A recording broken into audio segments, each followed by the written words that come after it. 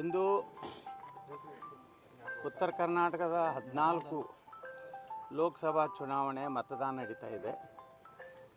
ನಾನು ಇಲ್ಲಿ ಮತದಾನ ಮಾಡಲಿಕ್ಕೆ ಬಂದಾಗ ನಮ್ಮ ಕುಟುಂಬದ ಜೊತೆಗೆ ಭಾಳಷ್ಟು ಜನ ಭಾಳ ಉತ್ಸುಕತೆಯಿಂದ ವಿಜಯಪುರ ನಗರದಲ್ಲಿ ಜನ ಸ್ವಯಂ ಪ್ರೇರಿತರಾಗಿ ಸಾಲುಗಟ್ಟಲೆ ತಾಸುಗಟ್ಟಲೆ ನಿಂತು ಮತದಾನ ಮಾಡ್ತಾಯಿದ್ದಾರೆ.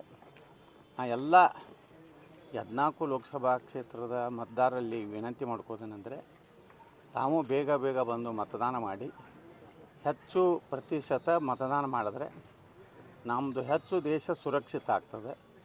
ಸುರಕ್ಷಿತ ಭಾರತ, ಸುರಕ್ಷಿತ ಸನಾತನ ಧರ್ಮ, ಸುರಕ್ಷಿತ ನನ್ನ ಮನೆ, ಈ ಮೂರೂ ವಿಚಾರ ಇಟ್ಟುಕೊಂಡು ಮತ್ತೊಮ್ಮೆ 3ನೇ ಬಾರಿಗೆ ನಮ್ಮ ದೇಶದ ಪ್ರಧಾನಿಯಾಗಿ ಶ್ರೀ ನರೇಂದ್ರ ಮೋದಿಯವ್ರನ್ನ ಆಶೀರ್ವಾದ ಮಾಡಲಿಕ್ಕೆ ತಾವೆಲ್ಲ ಯಾವುದೇ ಕೆಲಸ ಇದ್ದರೂ ಒತ್ತಡ ಇದ್ದರೂ ಬಿಟ್ಟು ದಯವಿಟ್ಟು ಪೋಲಿಂಗ್ ಬೂತಿಗೆ ಬನ್ನಿ.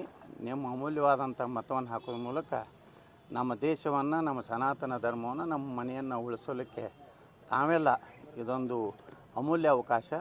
ಮತ ಹಾಕ್ಬೇಕಂತೇಳಿ ಕಳಕಳಿಯಿಂದ ಎಲ್ಲರಲ್ಲಿ ಪ್ರಾರ್ಥನೆ ಮಾಡ್ತೀವಿ. ಬಿಸಿಲು ಏರ್ತಾ ಇದೆ, ಮತದಾರರಲ್ಲಿ ಏನು ಮನವಿ ಮಾಡ್ಕೊಳ್ತೀವಿ? ಅದೇ ಈಗ ಬೇಗನೆ ನಮ್ಮ ಜನ ಈಗ ವಿಜಯಪುರ ನಗರದಲ್ಲಿ ಅಂತರೂ ಬೆಳಗ್ಗೆಯಿಂದಲೇ ಸುಮಾರು 6:30ದಿಂದಲೇ ಮತದಾನ 6:30ಗೆ ಬಂದು ಈ ಬೂತ್ ಮುಂದೆ ನಿಂತಿದ್ದಾರೆ. ಇದೇ ಮಾದರಿಯಲ್ಲಿ ನಾವು ಮತದಾನ ಮಾಡಿದ್ರೆ ನಿಶ್ಚಿತವಾಗಿಯೂ 10-11 ಗಂಟೆವರೆಗೆ 60% ಮತದಾನ ಆಗ್ಬೋದು.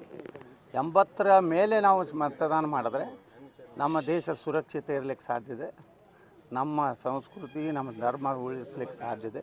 ಅದಕ್ಕೆ ಮತದಾರರಲ್ಲಿ ನಾನು ಎಲ್ಲರಿಗೂ ವಿನಂತಿ ಮಾಡ್ಕೊತೀನಿ, ದಯವಿಟ್ಟು ಯಾವ ಬಿಸಿಲನ್ನು ಲೆಕ್ಕಿಸದೆ ಸಾಯಂಕಾಲ 6 ಗಂಟೆ ಒಳಗಾಗಿ ಏನೊಂದು ಬಾರ್ಡರ್ ಫಿಕ್ಸ್ ಮಾಡಿರ್ತಾರೆ, ಸುಣ್ಣದ ಗೆರೆ, ಅದರೊಳಗೆ ಬಂದು ನಿಂತರೆ ರಾತ್ರಿ 10 ಆದ್ರೂ ಮತದಾನಕ್ಕೆ ಮಾಡಲಿಕ್ಕೆ ಅವಕಾಶ ಇದೆ. ದಯವಿಟ್ಟು ಬಂದು ಮತ ಹಾಕಿ ಅಂತೇಳಿ ಮತ್ತೊಮ್ಮೆ ಕಳಕಳಿಯಿಂದ ಪ್ರಾರ್ಥನೆ ಮಾಡ್ತೀನಿ. ಸರ್, ಟ್ರೆಂಡ್ ಹೆಂಗಿದೆ ಸರ್? ಟ್ರೆಂಡ್ ಅಂತರೂ 14 ಲೋಕಸಭೆಯಲ್ಲಿ ನಾನು ಸುಮಾರು 13 ಲೋಕಸಭೆಗಳನ್ನು ಅಡ್ಡಾಡಿದ್ದೀನಿ. ಬಹುಶಃ ರಾಜ್ಯದ BJPಯಲ್ಲೇ ಸುಮಾರು 70ಕ್ಕಿಂತ ಹೆಚ್ಚು ಚುನಾವಣಾ ಪ್ರಚಾರ ಭಾಷಣ ಮಾಡಿದ್ದೇನೆ. ಜನ ಸ್ವಯಂ ಪ್ರೇರಿತರಾಗಿ ನರೇಂದ್ರ ಮೋದಿಯವ್ರ ನೇತೃತ್ವಕ್ಕಾಗಿ, ದೇಶದ ಉಳಿವಿಗಾಗಿ ಜನರ ಭಾವನೆ ಇದೆ. ಇವು ಯಾವ ಗ್ಯಾರಂಟಿಗಳು ಶಾಶ್ವತ ಅಲ್ಲ.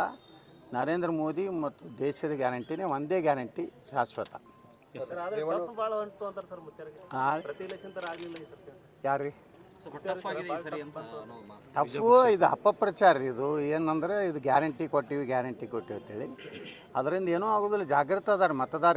ಲೋಕಸಭೆಗೆ ಯಾರಿಗೆ ಹಾಕಬೇಕು, ವಿಧಾನಸಭೆಗೆ ಯಾರು ಹಾಕಬೇಕು, ಯಾವ ಪಕ್ಷಕ್ಕೆ ಹಾಕಿದ್ರೆ ದೇಶ ಸುಭದ್ರ ಇರ್ತೈತಿ, ನಮ್ಮ ಧರ್ಮ ಸಂಸ್ಕೃತಿ ಉಳಿತೈತೆ ಅನ್ನೋದು ಜನರಿಗೆ ಗೊತ್ತಿದೆ. ಆ ಕಾರಣದಿಂದ ಇವತ್ತು ಜನರು ಭಾಳ ಏನು ಗುಪ್ತವಾಗಿ ಮತದಾನ ಮಾಡ್ತಾಯಿದ್ದಾರೆ. ರೇವಣ್ಣವರು ಅರೆಸ್ಟ್ ಆಗಿದ್ದಾರೆ.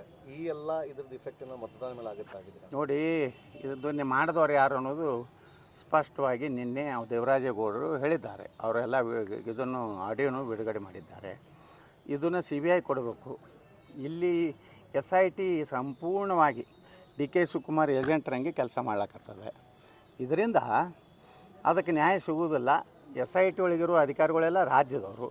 ಅವರೆಲ್ಲ ಏನು DK ಶಿವಕುಮಾರ್ ಒಂದು ಕಂಟ್ರೋಲ್ದಾಗಿರೋದ್ರಿಂದ ಮತ್ತು ನೇರವಾಗಿಯೇ ಹೇಳ್ತಾರೆ DK ಶಿವಕುಮಾರ್ ಹೆಸರಲ್ಲಿ ತೆಗಿಬೇಕಂತ ಹೇಳಿದ ಮ್ಯಾಗೆ ಇದು ನಿಶ್ಚಿತವಾಗಿಯೂ ಈ SITದಿಂದ ನಮಗೆ ನ್ಯಾಯ ಸಿಗ್ಲಿಕ್ಕೆ ಸಾಧ್ಯ ಇಲ್ಲ. ಇದು CBIನೇ ಒಂದೇ ಪರಿಹಾರ. ಅದು ಕೊಡುವುದಿಲ್ಲ ಅಂದರೆ ಅರ್ಥ ಇದನ್ನೇ ಇವರೇ ಮಾಡಿಸಿದ್ದಂಥದ್ದು. ನಾನು ಮೊದಲೇ ಹೇಳಿದ್ದೆ, ಈ ಫ್ಯಾಕ್ಟ್ರಿನೇ ಈಗ ಒಂದು ಓಪನ್ ಆಗಿದೆ, ಇನ್ನೊಂದು ಓಪನ್ ಕೆಲವೊಂದು ದಿವಸನಾಗ ಆಗ್ತದೆ. ಚುನಾವಣೆ ಮೇಲೆ ಪರಿಣಾಮ ಸರ್ ಇದು? ಚುನಾವಣೆ ಮೇಲೆ ಪರಿಣಾಮ ಸರ್ ಅಂದರೆ ನೋಡಿರಿ, ಇದು BJP 14 ನಮ್ಮ ಲೋಕಸಭೆ BJP ಅದಾವು. ಅಲ್ಲೇನು JDSನವ್ರು ಯಾವೂ ಇಲ್ಲ.